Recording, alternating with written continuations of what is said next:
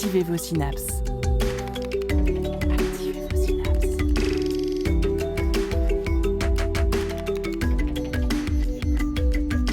Poussez la porte du Labo des Savoirs et entrez dans un monde de science et d'expérience. C'est le Labo des Savoirs. Quels sont les trésors qui se cachent derrière les portes fermées des musées scientifiques ? Des animaux naturalisés d'un autre temps, des bocaux enfermant des formes monstrueuses, des fossiles vieux de millions d'années sagement alignés dans des tiroirs, ou encore un petit bout de météorite de lune dans un écrin de velours rouge qui n'attend que son public. Le Labo des Savoirs a poussé les portes des réserves pour découvrir les collections cachées des muséums d'histoire naturelle. En avant, tout droit, pour la visite.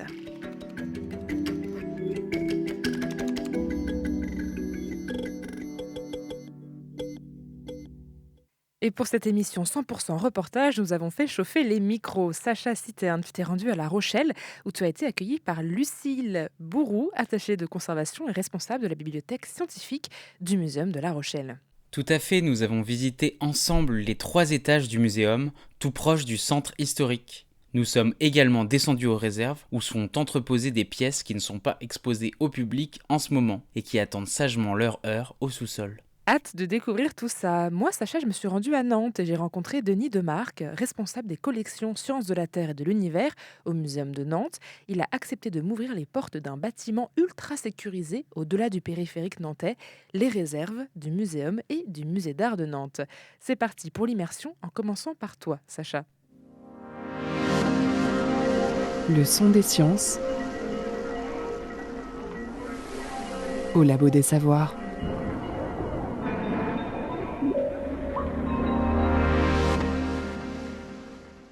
Donc oui, je suis avec Lucie Bourroux. Donc Lucie Bourroux, est-ce que tu peux te présenter succinctement ? Oui, donc je suis responsable de la bibliothèque scientifique au Muséum d'histoire naturelle de La Rochelle. Très bien. Et ça fait combien de temps que tu travailles ici ? Presque 11 ans. Presque 11 ans.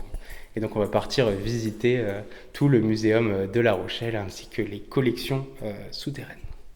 Alors là, on est dans la première salle du muséum. Exactement, donc en fait on commence par quelque chose d'extrêmement local, Oui. puisque en fait le Muséum de La Rochelle il a été créé à partir d'une collection d'un savant rochelais qui était Clément Lafaille, et donc on reprend un peu cette idée de partir d'une collection et de l'histoire locale pour parler de la biodiversité et du paysage autour de La Rochelle. Du coup, Clément Lafaille, c'était un scientifique, un naturaliste. C'était un avocat rochelais et comme beaucoup de personnalités à cette époque, il va s'intéresser à des domaines particuliers et lui, il va plutôt s'intéresser à tout ce qui est science et il va monter un cabinet de sciences naturelles et une bibliothèque. Là, on voit, il y a pas mal de... Sur notre droite, là, il y a pas mal d'animaux empaillés. On dit naturalisé. On dit naturalisé, d'accord. En fait, on disait empaillé parce que au tout début de la naturalisation, on utilisait des mannequins qui étaient faits avec de la paille. Donc c'est pour ça qu'on utilise ce terme d'empaillé. Mais aujourd'hui, c'est plus du tout les techniques qu'on utilise. On va utiliser des mannequins qui vont être faits à partir de mousse, etc. Avec des mannequins dont les formes sont données par plein d'autres matériaux, donc on utilise plus ce terme d'empaillé qu'on trouve un peu péjoratif en plus. Oui. Donc voilà, on dit plutôt naturalisé. On dit naturalisé, d'accord. Et on parle de taxidermie pour l'art en fait qui consiste à créer ce type d'objet à partir d'éléments vivants. En fait, aussi, tout l'intérêt de ces nouvelles techniques de taxidermie, c'est qu'on n'est plus sur des spécimens qui vont être dans des postures très figées. Là, on peut vraiment donner des attitudes particulières qui essayent vraiment de rendre compte de l'animal tel qu'il est quand il est vivant, dans son milieu naturel, ses attitudes réelles, en fait. Ah, alors là, on est sur un coin plus ornithologie. Exactement. C'est une salle qui est exclusivement dédiée à l'ornithologie régionale, aux oiseaux des marais. C'est tout ce qui est oologie. Oologie, qu'est-ce que c'est l'oologie ? C'est les collections d'œufs, en fait. Oh, Et, d'accord. ça, c'est des collections qui sont assez peu présentées, c'est très fragile, mais c'est hyper intéressant parce que ça permet en fait de se rendre compte qu'en fonction des différentes espèces d'oiseaux, les œufs sont complètement différents et on peut déterminer les espèces grâce à leurs œufs. Ok, ouais, alors là, c'est des œufs qui sont vraiment tout petits. Ouais. Il y en a de toutes les couleurs, il y a des blancs tachetés noirs. Oui, il y a des formes un peu blanc, différentes aussi. Et là, c'est des vraies couleurs qu'ils ont? Parce que là, on a l'impression que c'est un Kinder surprise. Un petit peu, tout oui. petit. Il y a une petite couleur de chocolat, mais non. Celui du rossignol philomèle. Voilà. Et vous savez combien vous avez d'oiseaux au total Plusieurs milliers.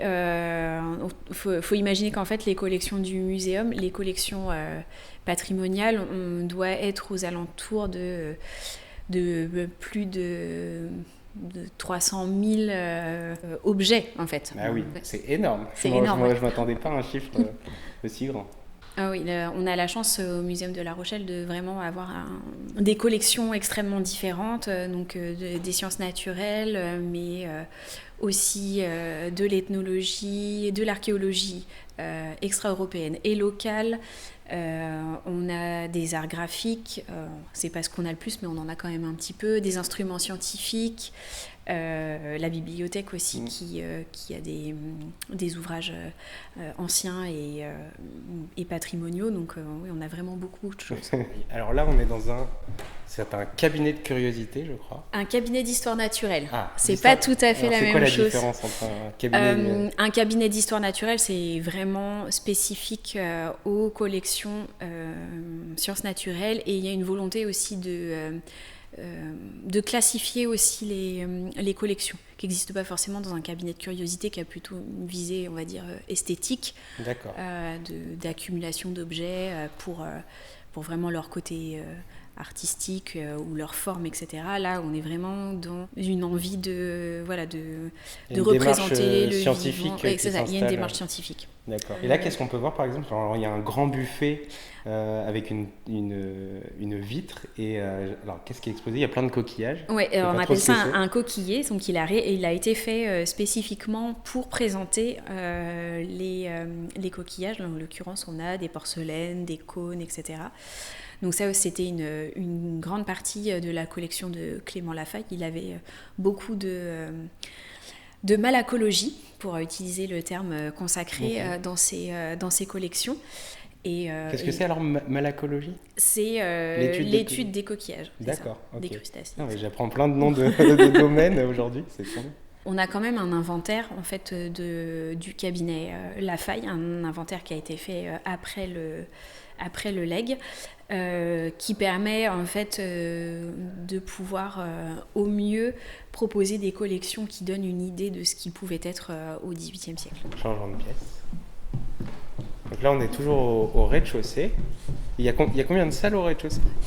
On va arriver à la dernière salle du rez-de-chaussée, qui est une salle qui traite plutôt des problématiques actuelles dans la région et dans le marais poitevin, et notamment des espèces invasives, etc. Par exemple, ce sont des espèces invasives ici? Oui, c'est le vison d'Amérique. Là, on voit le vison d'Amérique. Ouais. Oui, c'est ça. Alors, qui est une espèce invasive. Qui est une espèce invasive, enfin, qui est un petit peu en concurrence en fait, avec le vison d'Europe, qui lui est une espèce plutôt menacée. Donc là, par exemple, on voit il y a une grenouille qui est installée à côté d'écrevisses. Oui, c'est ça. Et alors ça, ce sont des espèces menacées ou... Alors, je vérifie laquelle est laquelle. Oui, il y a l'écrevisse de Louisiane, qui pose des problématiques en termes d'habitat. Ok, oui. Pour les grenouilles? Oui. Ah, d'accord. Voilà pour la visite des salles du rez-de-chaussée. Alors on ne s'est pas arrêté là, on a découvert les collections des autres étages, avec notamment, au premier, les nombreuses pièces zoologiques naturalisées. Au deuxième, les collections ethnographiques, rapportées par les aventuriers et colons du XIXe siècle. Et enfin, au troisième étage, des pièces mystiques des 4 coins du globe, dédiées aux objets sacrés et autres rituels. Un paradis pour les anthropologues. Si vous êtes curieux de découvrir tout cela, chers auditeurs et auditrices, n'hésitez pas à vous rendre au Muséum de La Rochelle pour la visite. En attendant, je vous emmène dans les réserves cachées de ce muséum, au sous-sol. Donc là, le musée vient de fermer ses portes, mais pas pour le Labo des Savoirs. Et nous, on a le droit d'aller voir les collections dont le public n'a pas accès d'habitude.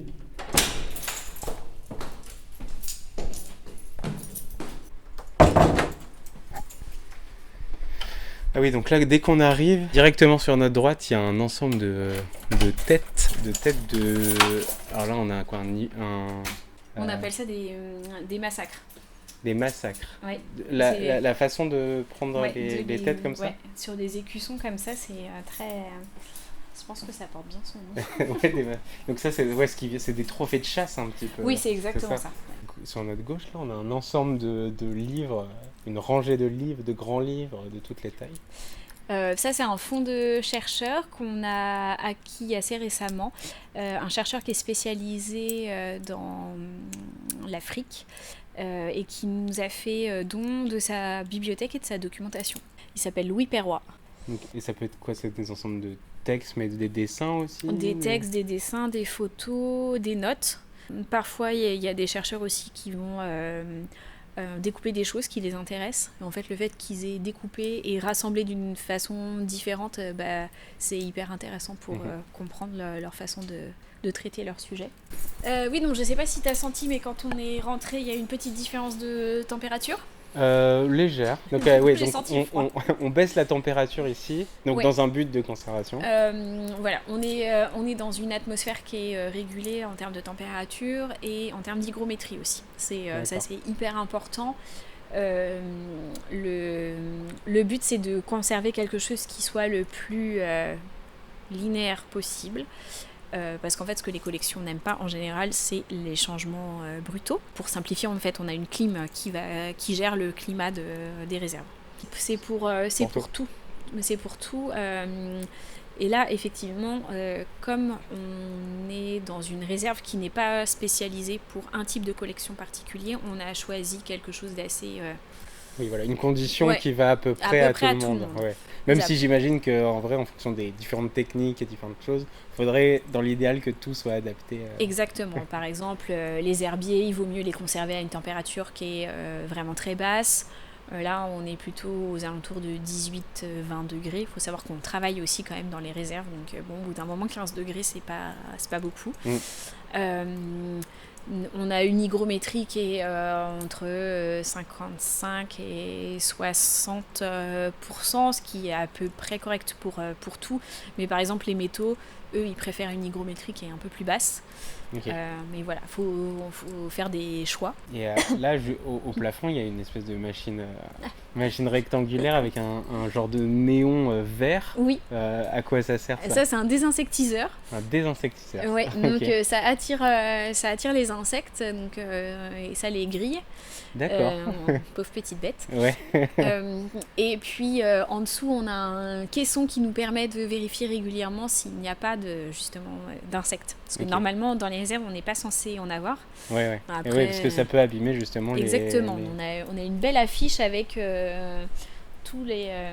Enfin tous, non pas tous, mais un certain nombre des insectes qu'on peut trouver dans les collections et qui doivent nous mettre un petit peu en alerte. Ok. Ils peuvent détruire notre patrimoine, c'est marqué. Des insectes, donc notamment des coléoptères, beaucoup. Quand on a des collections qui viennent de l'extérieur, en général, on les met en quarantaine en premier. Si on voit qu'au bout d'un certain temps, il n'y a pas de risque, on les fait entrer dans les réserves. Si on a une suspicion, on peut faire ce qu'on appelle une anoxie. Donc anoxie, on enlève l'oxygène. C'est ça, exactement.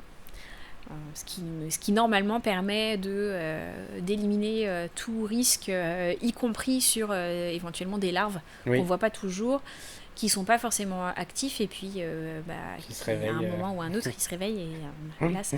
Et ça fait des dégâts. Oui.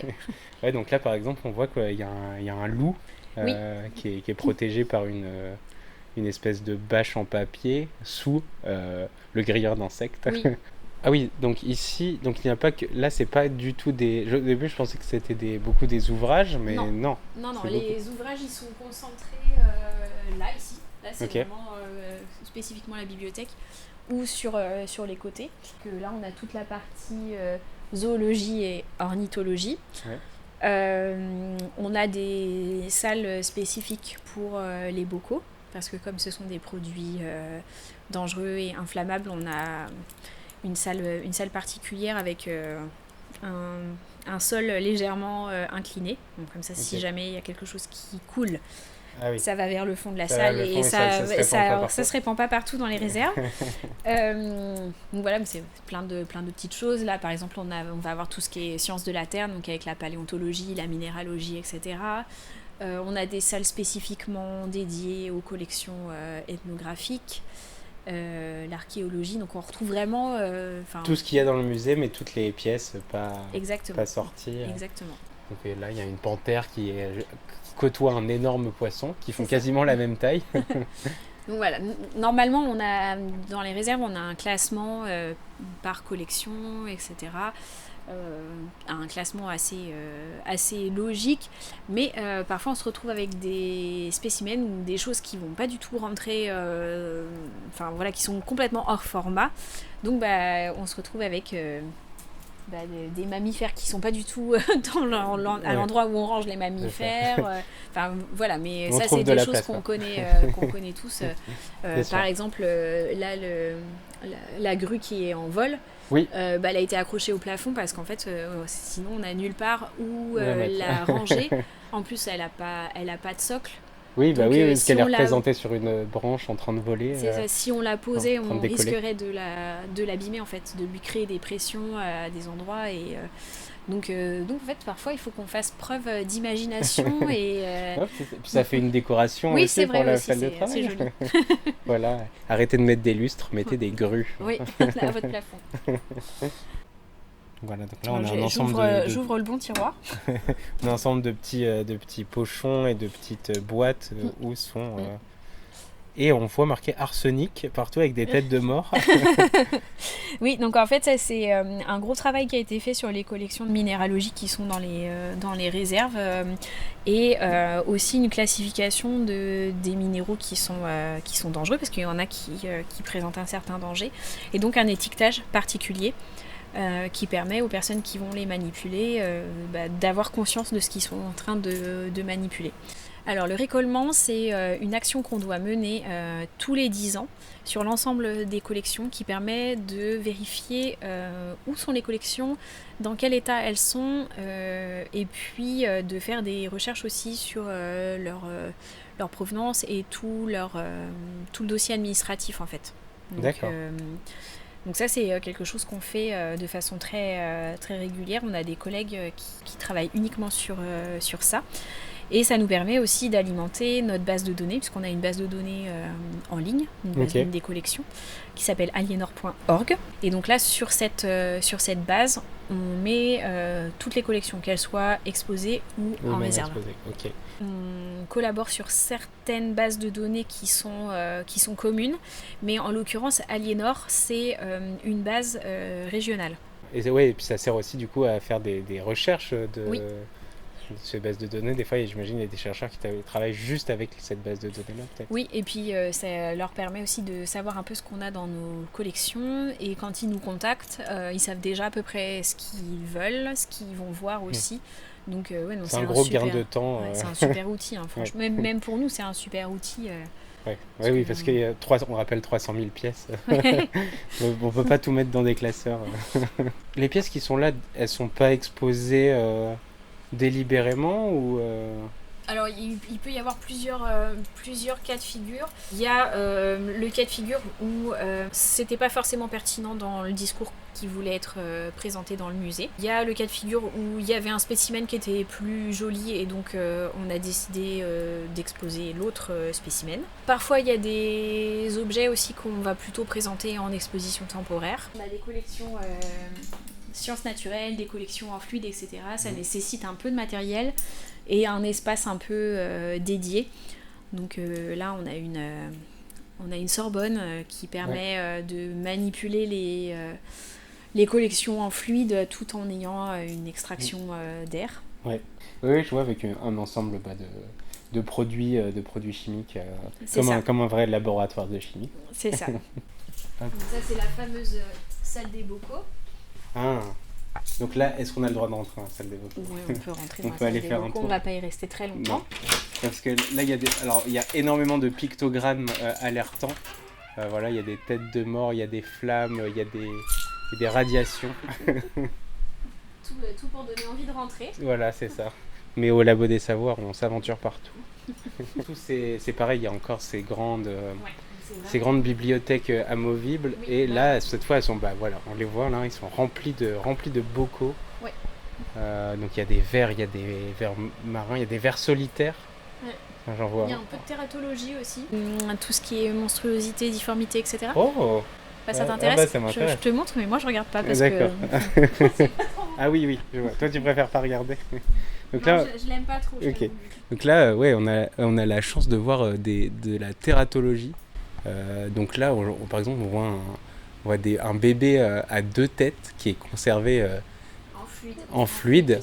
Il y a tout un ensemble de fœtus, de fœtus que la nature a rejeté un petit peu, on va dire, qui sont assez difformes et assez impressionnants. Mais pas que il y a des fœtus humains, mais il y a aussi des fœtus animaux. Je pense qu'il y a des gens que ça pourrait heurter. Donc en fait, ça avait été exposé dans l'exposition Monstrueux parce qu'il y avait un discours derrière qui accompagnait l'exposition. Maintenant, l'exposer comme ça de façon permanente, voilà. Voilà. Quand il y a un discours qui s'y prête, je pense que c'est bien. Après... Ouais, juste de le mettre au milieu du reste. Sans... C'est pas forcément... Enfin, c'est plus ce qu'on souhaite montrer aujourd'hui. Ces réserves sont donc témoins de l'évolution des pratiques muséographiques, mais aussi des changements de valeurs et de thèmes que l'on souhaite aborder dans les muséums d'histoire naturelle. C'est d'ailleurs un sujet que tu as abordé, Sophie. Oui, Sacha, avec Denis Demarque du Muséum de Nantes, on a parlé de plein de choses, notamment de la future fermeture du muséum en 2025 et de la volonté d'actualiser le parcours du futur musée pour être à la hauteur des enjeux climatiques et environnementaux. Mais avant de vous emmener en balade dans les réserves du muséum à la découverte de ses secrets, petite pause musicale. On écoute Dopamina de Deville et on revient juste après.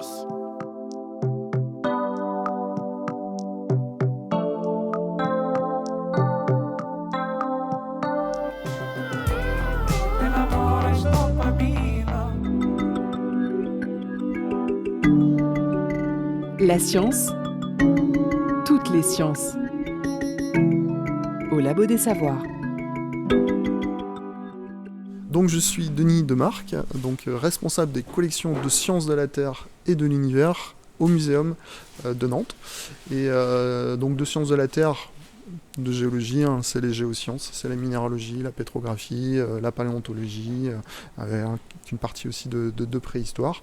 Et donc moi j'assure la gestion, l'étude, la conservation et puis la valorisation de tout ce fonds que sont les collections de sciences de la Terre. Combien de temps tu passes dans ces réserves-là ? Alors en fait, je partage mon temps, alors ça dépend des missions, ça dépend beaucoup des missions, mais en grosso modo, je partage mon temps entre le muséum et puis les réserves, parce que du coup, il y a moi ce chantier de fond qui est important d'assurer et de faire avancer en fait, parce qu'on va conditionner le reste. Difficile de valoriser ce qu'on ne connaît pas. Voilà, donc en fait, j'ai une mission de fond qui est importante de suivre et de faire avancer. Donc voilà, je suis là en moyenne la moitié de mon temps. Là, on s'engage sur le projet de restructuration où j'ai aussi un rôle très important de jouer, donc je vais être un peu plus au muséum. Mais sinon, voilà, je partage ma semaine. Et du coup, il va falloir mener et puis mettre tout en œuvre pour réussir à faire l'inventaire très vite, très rapidement. Exceptionnellement, Denis Demarque a donc accepté de faire une pause dans l'inventaire pour ouvrir les portes des réserves du Muséum de Nantes au Labo des Savoirs. Pour vous situer, nous sommes donc bien loin du bâtiment historique du Muséum de Nantes, dans une zone industrielle près du périphérique. Aucun signe extérieur sur le bâtiment ne trahit la présence de trésors muséals dans ce carré de béton entouré de grillages. Visite guidée. Oui, donc là on est rentré dans le bâtiment, effectivement très grande hauteur sous le plafond, des grands murs en béton, tout est gris et il y a des gros numéros sur les portes. Oui, voilà, donc comme tu peux le voir, c'est une ambiance un peu particulière, ces réserves. C'est une ambiance un peu particulière et voilà, déjà c'est un lieu où il n'y a pas de lumière, hein, il n'y a pas de fenêtre. Hautement sécurisé, tu l'as vu à l'entrée. Poste de sécurité, il y a des caméras partout, il y a du barbelé, ça fait vraiment... voilà, c'est assez particulier. Puis en plus on peut, même moi en tant que responsable de collection, je ne peux pas rentrer sur le site sans être passé au PC sécurité. Où tu donnes ta carte d'identité, tu reçois ton badge, etc. Ouais, voilà, bon, nous on laisse plus notre carte d'identité, hein, mais en tout cas, on ne peut pas rentrer sur le site sans la présence des agents de sécurité, en fait. Voilà. Donc là, on est devant une très très très grande porte qui pourrait laisser passer un dino, c'est énorme. C'est là où on se rend compte en fait que donc c'est un bâtiment qui est sorti de terre en 2011-2012. Voilà, un bâtiment créé spécifiquement pour assurer la conservation et la gestion des collections de Nantes Métropole. Donc voilà, hein, c'est un lieu stratégique, on est à côté des grands axes routiers, encore une fois, hein, voilà, avec ce quai de déchargement assez impressionnant aussi, ces portes immenses, qui permet vraiment d'assurer la manutention et assez facilement des différentes œuvres. Donc ça c'est le sas d'entrée, on va dire, et donc quand on se retourne, on a une grande... alors c'est une porte en plastique, et c'est derrière ça qu'est les réserves ? Ouais, exactement. Et en fait, cette porte, donc comme c'est un lieu qui est climatisé, hein, on essaie de conserver une température constante et une hygrométrie. En fait, eh bien, cette porte permet justement c'est un sas, hein, voilà, ça permet de réguler un peu mieux la température du bâtiment. Donc là, on va passer à travers cette porte-là. Et de l'autre côté, il fait combien ? L'hygrométrie est à combien ? Quelles sont les mesures précises qui essaient de rester stables, j'imagine ? Ouais, alors qui essaie de rester stable. Alors c'est plus important pour les tableaux que pour mon côté. Hein. Sciences de la Terre, les cailloux sont un peu moins sensibles malgré tout. C'est quand même... Voilà. Et c'est une température qui est à peu près constante de 19 degrés. Super, bon alors est-ce qu'on passe cette fameuse porte, ce fameux sas ? On va y aller, ouais, quand même.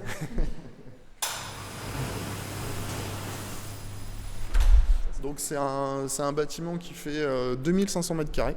Voilà, donc qui est assez grand. Donc on partage les lieux, hein, grosso modo, voilà, dans ce couloir central, tout ce qui est à gauche c'est plutôt musée d'art, tout ce qui est à droite c'est plutôt muséum. Et donc en fait voilà, on a 2500 mètres carrés en tout. Grosso modo c'est 1000 mètres carrés pour le muséum, 1000 mètres carrés pour le musée d'art, et on a 500 mètres carrés en fait de zones mutualisées, des zones d'études, voilà. Alors là, on déambule dans le couloir. On vient de passer une salle. Ça, c'est la salle Sciences de la Terre ? Voilà, tout à fait. Donc en fait, on a différentes chiffres hein, sur les portes, donc en fait qui correspondent à différentes salles. Voilà, donc c'est des salles qui font grosso modo 200 mètres carrés. C'est le cas par exemple pour celle-ci hein, qui conserve les collections de sciences de la Terre. Mais après, on a des salles aussi plus grandes. Je peux te montrer rapidement. Oui, je vois bien, hein. Je vois des choses que le public ne voit jamais. D'ailleurs, est-ce qu'il y a du public qui peut venir ou c'est exceptionnel ? Alors sur demande, hein. Mais bien sûr, tout à fait. Hein. L'idée c'est de rendre accessibles ces collections. Et on reçoit des chercheurs, on reçoit des étudiants, on reçoit des collaborateurs. Voilà. Pour rendre accessibles ces collections à un maximum de monde, le Muséum de Nantes a même décidé d'en délocaliser une partie à l'occasion de son exposition Trésors et biodiversité. Elle a été inaugurée début mars et elle restera ouverte jusqu'à la fermeture du musée pour travaux prévue en 2025. On continue la visite avec cette fois la salle de sciences naturelles. La porte vient de finir de s'ouvrir et on est face à des animaux qui nous regardent. Alors, il y a un énorme... C'est un élan ? C'est un élan, ouais. Oui, tout à fait. Donc, il y a des animaux extrêmement grands, un bison qui a une taille.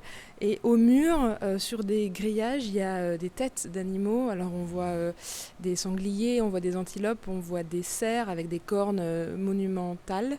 Et à notre gauche, il y a des étagères en fer, sans fond, juste des structures comme des échafaudages sur lesquels il y a d'autres animaux. Donc je crois que ce sont des phoques, je crois déceler aussi des loups, des singes, il y a un lion, il y a des crânes là-bas. C'est totalement impressionnant. Là, il y a des caisses en bois avec des oiseaux qui sont couchés, qui sont sous ça fait plastique. partie des collections qu'on montre dans l'exposition d'ailleurs, hein, c'est ce qu'on appelle les oiseaux en pot. Exposition Trésors et biodiversité que vous pouvez aller voir au Muséum d'Histoire Naturelle, n'hésitez pas.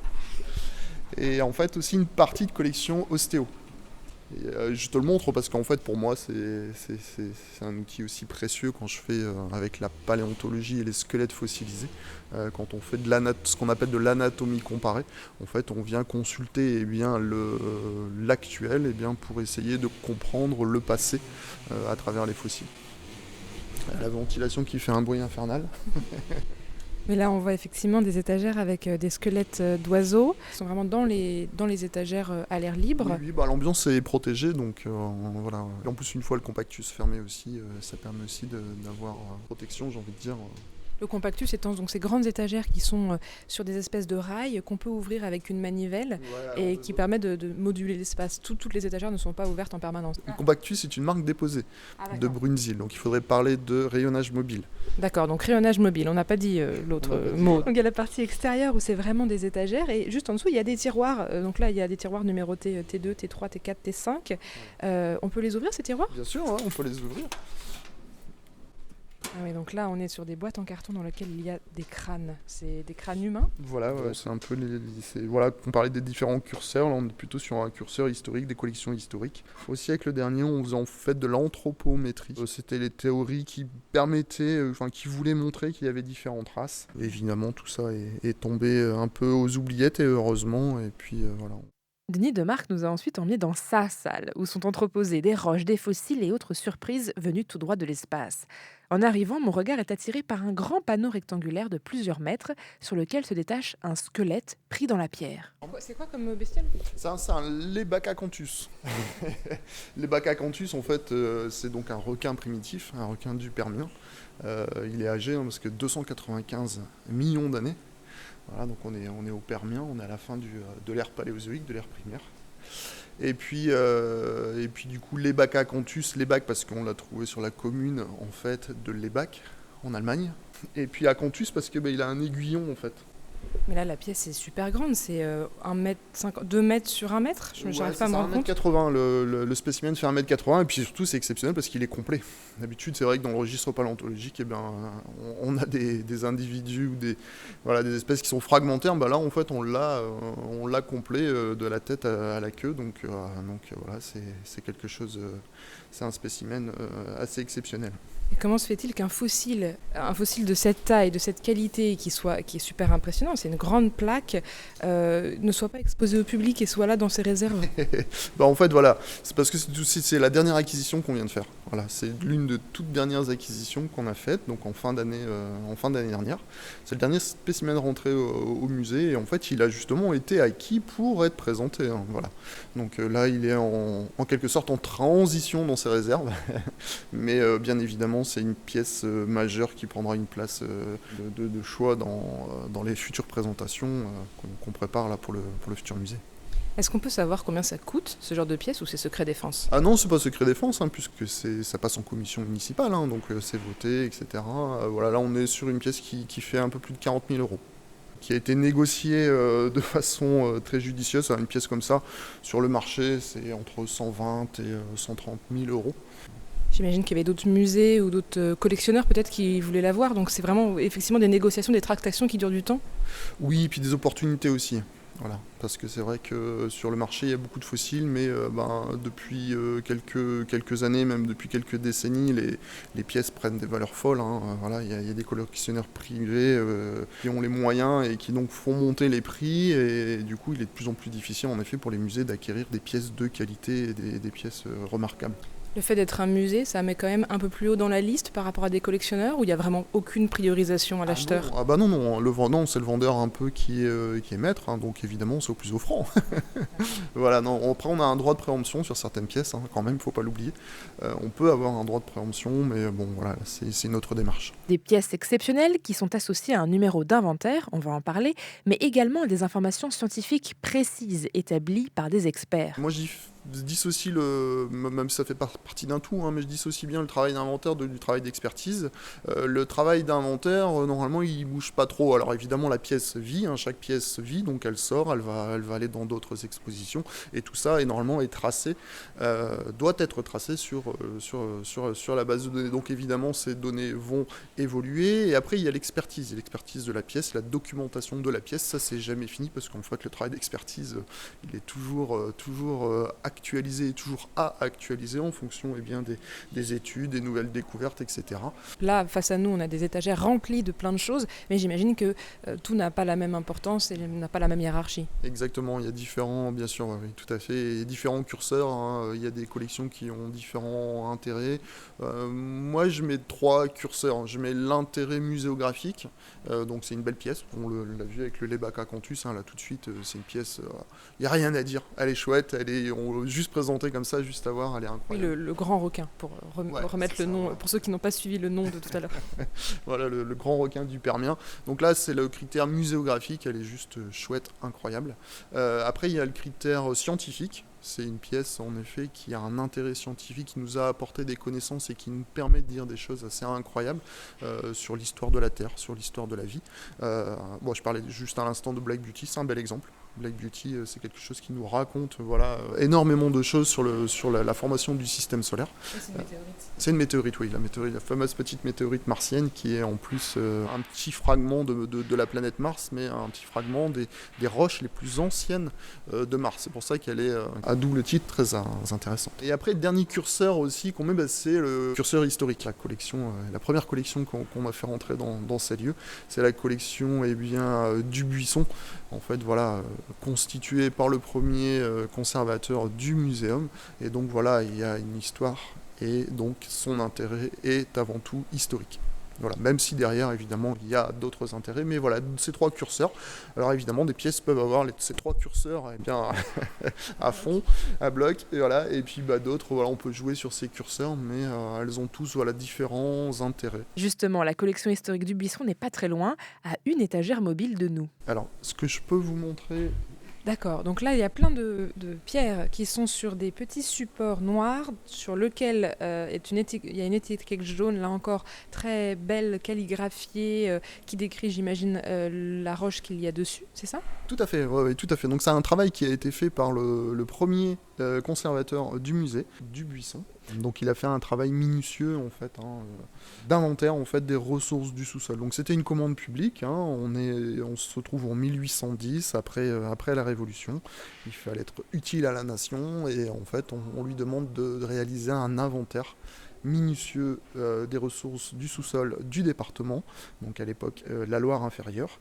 Et donc il va faire cette mission qui va durer longtemps, puisqu'elle va durer de 1810 à 1826, et donc minutieusement, quelques semaines à la belle saison, il va à cheval ou à pied ou en charrette, sillonner l'ensemble du département, arrondissement après arrondissement, commune après commune, pour collecter les différentes roches et faire cet inventaire qui permet d'avoir une connaissance du sous-sol. Cette collection va donner d'ailleurs naissance à la première carte. Alors on ne parle pas encore de carte géologique, on va parler de carte géognostique. C'est vraiment une carte qui permet en fait de voir les différentes ressources. Voilà. Et donc en fait on voit bien toute cette collection c'est chouette parce qu'elle a pu rentrer dans une phase du compactus. Donc en fait là, sous nos yeux, on a l'ensemble des roches du département, sous nos yeux, dans un même lieu, dans un même rayonnage, et en plus rangé minutieusement, parce que donc c'était chouette pour reprendre ça, et c'est d'ailleurs pour ça qu'on a commencé par cette collection, parce que déjà on l'a retrouvée facilement, et puis elle était presque entière. Alors il nous manque, c'est pour ça qu'il y a des étagères vides, il y en a une ou deux, il nous manque quelques échantillons, que je ne désespère pas de retrouver pour la compléter, mais il nous manque quelques échantillons, mais sinon c'est une collection qui fait un peu plus de 2300 échantillons, environ. Donc c'est une belle collection. Chaque spécimen porte un code, un numéro d'inventaire qui permet de nous y retrouver, c'est vraiment le point de départ, j'ai envie de dire, de l'inventaire. Et du coup, chaque numéro commence par un code établissement. Donc nous, notre code établissement, c'est MHNN pour Muséum d'Histoire Naturelle de Nantes. Et ensuite un code département, donc là le G pour la géologie, collection du Buisson. Et ensuite on a le numéro précis de la pièce, donc LI 316009. Alors ça paraît un peu compliqué comme ça, mais ça permet de nous y retrouver. LI pour la collection de Loire inférieure. Le 3 nous indique que nous sommes dans le 3e arrondissement. Le 16 nous indique que nous sommes dans la 16e commune, ici Mouzeil. et le 009, c'est parce que c'est le 9e échantillon. Donc rien qu'avec un numéro d'inventaire, ça me permet de savoir que ici, dans les mains, j'ai le 9e échantillon de la 16e commune, 3e arrondissement de Loire-Inférieure, de la collection du Buisson, rangé dans le département de géologie du Muséum d'histoire naturelle de Nantes. Bravo pour le déroulé. Donc ça, ce petit numéro d'inventaire, il est collé sous la pièce. Donc on a gardé, enfin vous avez gardé le cartel historique original et c'est dessous, donc on ne voit pas. Donc ce numéro d'inventaire, il va suivre cet objet et tous les objets, toute sa vie de collection. C'est le premier, c'est la porte d'entrée, on va dire. Ça permet de nous y retrouver. Puis à greffer donc à ce numéro d'inventaire, il va y avoir tout un tas de données qui permettent de documenter la pièce, de dire ce qu'elle est. Son histoire, et puis de la retrouver, tout simplement savoir où elle est rangée par exemple, c'est une donnée précieuse, savoir ce que c'est, voilà, savoir son état de conservation, voilà, donc toutes ces informations en fait sont greffées sur cette fiche, sur ces fiches en informatique, dont la porte d'entrée est bien ce numéro d'inventaire. Donc c'est un numéro d'identité, on va dire, donc des fiches associées, des données informatisées, j'imagine aussi des photos peut-être pour la repérer. Tout à fait, ouais. On réalise des photos. Même on peut pousser, on peut aller plus loin jusqu'à réaliser, on le fait pas sur toutes les pièces, parce qu'évidemment c'est contraignant, mais pour celles qui le méritent et où ça apporte quelque chose, on va même réaliser en fait un scan 3D de la pièce. Voilà. Imaginons qu'on ait une collection semblable qui prenne beaucoup de place, mais qui est vieillotte, qui scientifiquement correspond à pas grand-chose. Voilà. Est-ce que un musée peut décider de s'en débarrasser et de se dire bon, allez, on ne met pas dans l'inventaire, en fait, celle-ci, on va l'acheter parce qu'elle nous sert à rien et elle prend trop de place dans les étagères. Ah, alors là non, en fait on peut. Alors à partir du moment où elle est inscrite au patrimoine, non, elle devient inaltérable, inaliénable, et on a obligation de la conserver, voilà, et de tout mettre en œuvre pour assurer sa conservation. Là c'est pareil, la collection est très belle, très chouette, mais elle était dans un état, vous pouvez me croire, voilà, vous voyez à peine la couleur des échantillons, il a fallu les nettoyer. C'est une collection qui avait plus de 200 ans, 2 siècles, donc il a fallu faire un gros travail dessus, mais jamais on s'est posé la question qu'on allait l'acheter, c'était juste impensable, parce que déjà elle est inscrite au patrimoine. À partir du moment où il est au patrimoine, la collectivité doit tout mettre en œuvre pour assurer bien sa conservation et sa transmission en fait aux générations futures. Et puis on essaie aussi, au-delà de tout ça, bien de le valoriser au maximum à travers les expositions, les événements, les publications aussi, et puis voilà, l'accessibilité de cette pièce. La faire connaître, c'est quelque part bien ouvrir toutes les portes à sa valorisation. Écoutez la recherche et ses chercheurs au Labo des Savoirs. C'est donc avec un objectif de valorisation de ces trésors cachés que le Muséum de Nantes va bientôt opérer une grande mue, puisque d'importants travaux, on l'a dit, sont prévus de 2025 à 2028 pour modeler le Muséum d'histoire naturelle de demain. Plus de place pour les expositions, mais également un nouveau parcours mettant à l'honneur la pluridisciplinarité ainsi que les enjeux climatiques et de sauvegarde de la biodiversité. Mais en attendant, petite question pratique. Le Muséum d'histoire naturelle, il est encore ouvert, avec toutes les pièces qui sont pour l'instant exposées au public.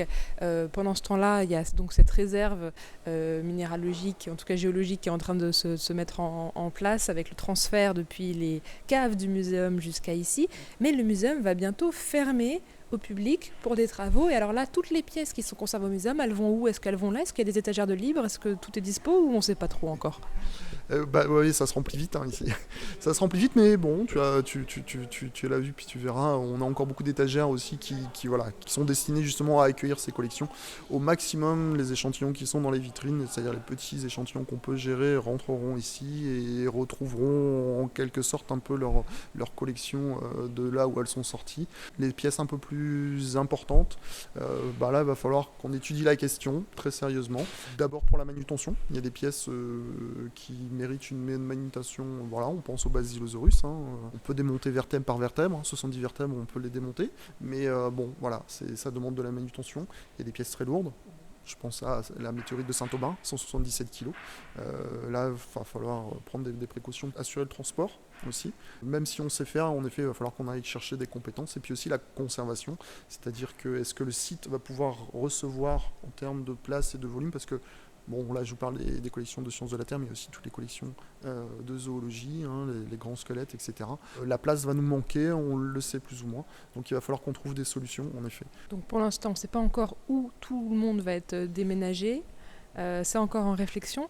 Mais donc, il va y avoir des travaux pour ce muséum qui vont permettre de le mettre aux normes, mais surtout d'avoir un plus grand espace d'exposition pour le public. Est-ce qu'il y a déjà des pièces qui, pour l'instant, sont coincées, on va dire, dans les réserves depuis des années, qui attendent de voir la lumière et auxquelles tu penses pour être mis en valeur, peut-être, quand il y aura plus de place? Oui, alors c'est un exercice très difficile. C'est, surtout de mon côté, où je n'ai pas une vision claire et parfaite du potentiel. Parce qu'encore une fois, eh bien, une partie est au musée, une partie est ici, et la partie qui est au musée est surtout en carton. Et beaucoup en carton, donc c'est difficile en fait de pouvoir consulter. Ici, tu vois, c'est royal, il suffit d'ouvrir les tiroirs, et puis on a sous les yeux toute cette richesse. Donc en fait, il va falloir jongler avec ça. Malgré tout, hein, on sait, j'ai envie de dire à 80% toutes les ressources qu'on va pouvoir exploiter. Et en effet, il y a déjà des échantillons qui ont été pointés et repérés.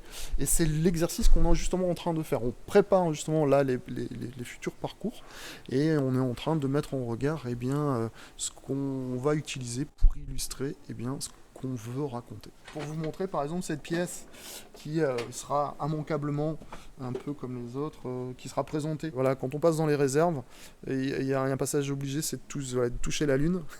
Donc tu touches la lune. Je tiens un bout de roche de lune dans les mains. C'est plutôt lourd. Elle fait la moitié d'un doigt en termes de longueur. Je ne sais pas comment la décrire. Elle est tachetée, elle est noire avec des petites taches et des petits bouts blancs. Pardon, parce que je suis face à un spécialiste de la géologie qui doit détester cette description. Ça fait une espèce de patchwork. Voilà, c'est une brèche d'impact. C'est une brèche d'impact comme la grosse brèche d'impact qu'on a vue à l'entrée de Vredefort. Donc une roche qui a été formée par l'impact violent avec un astéroïde, mais du coup là celle-ci elle est lunaire, c'est-à-dire qu'elle s'est formée sur la Lune à partir du régolithe lunaire, et c'est un petit morceau qui a été arraché à l'attraction lunaire lors de l'impact violent. Donc voilà, on a cette matrice noire qui est de la roche fondue, qui a englobé d'autres fragments blancs qu'on voit, qui sont des fragments lunaires, et qui a été éjectée du cratère, mais de façon tellement violente et puissante qu'elles ont échappé en fait à l'attraction lunaire et qu'elles ont fini par tomber sur la Terre. Pour finir, dans mes mains, je tiens un bout de lune. Je suis extrêmement heureuse de ce moment. Voilà, et donc en fait c'est une expérience qu'on souhaite faire partager à l'ensemble des visiteurs dans le musée de demain. Tenir un bout de lune, mais également découvrir des pièces encore jamais montrées au public. Pour les responsables de collection, comme Denis Demarque, ce nouveau parcours du futur musée rime avant tout avec des choix. On a parlé de choix beaucoup en parlant de l'exposition Trésors et biodiversité, où il a fallu choisir quelles pièces des réserves mettre en valeur dans l'exposition. Là, on en est au 4e ou 5e tiroir ouvert avec des ammonites dedans, de toute forme, de toute taille, de toute région d'origine. Comment, si on veut faire une exposition et mettre en valeur une ammonite, on choisit? Comment est-ce qu'on prend la plus impressionnante, la plus belle, la plus de valeur scientifique? Est-ce qu'il y en a une, on va dire, qui est dédiée aux expos, qui va être toujours celle qui sort et les autres restent? Comment on fait un choix? Eh oui, exercice très difficile. Très difficile de choisir l'échantillon qui va illustrer au mieux ce qu'on veut raconter. Alors là, on peut raconter plein de choses avec les ammonites. C'est pour ça qu'en fonction de ce que je vais raconter, l'ammonite, c'est par exemple l'emblème de la paléontologie. On connaît tous, on a plein de choses à raconter, ne serait-ce que par son nom. L'ammonite, ça vient de Amon, du dieu Amon. Quand on découvrait ça, on se posait même la question de ce que ça pouvait être. Et avant de comprendre que c'était des animaux, des mollusques céphalopodes fossilisés, on pensait que c'était les cornes du dieu Amon. Donc voilà, par exemple, c'est une histoire qui est fabuleuse à raconter, qu'il va falloir qu'on raconte. Mais on a imaginé aussi des serpents pétrifiés. On a imaginé plein de choses. Donc voilà, en fonction de ce que je vais raconter, évidemment, je ne vais pas les sélectionner de façon... je vais les sélectionner de façon totalement différente. Là, je vous montrais par exemple cette collection. Quand on va parler des datations du temps en géologie, c'est important de parler du temps, parce que en géologie, on a pour l'habitude de parler en millions d'années. On ne sait pas trop ce que c'est qu'un million d'années. Même moi, qui parle de millions d'années tous les jours, je ne sais pas ce que c'est qu'un million d'années. Ça nous dépasse, mais c'est donc important d'en parler, de parler de stratigraphie, de superposition, et voilà, là c'est une collection qui permet de parler de ça. On peut parler aussi de diversité dans les céphalopodes. Vous savez, on n'a ouvert que 3 tiroirs, mais on peut voir qu'elles sont toutes de taille, d'ornement, bien différents. Et tout ça aussi est à raconter. On a aussi des histoires sur les crises biologiques, les crises majeures. On sait qu'elles évoluent et qu'elles passent certaines crises et pas d'autres. Les nautiles, par exemple, on va les retrouver encore aujourd'hui, mais l'ensemble de ce groupe des ammonites disparaît en même temps que les dinosaures, 66 millions d'années. Donc ça, c'est aussi à raconter. Et puis à travers leur ligne de suture aussi, qu'on peut découvrir sur certaines. Ici, on a une ligne de suture qu'on va qualifier de persillée, mais elle peut être dans d'autres formes très simples, et ça nous permet de retracer aussi l'évolution de ce grand groupe. Donc voilà, plein de choses à raconter, et c'est en fonction de ce qu'on veut raconter qu'on va sélectionner l'échantillon qui va s'y prêter le mieux. Voilà pour la visite d'un petit bout de ces réserves. Si vous êtes curieux et passionné, n'hésitez pas, bien sûr, à aller visiter les musées de La Rochelle et de Nantes. Leurs collections sont prêtes, elles vous attendent.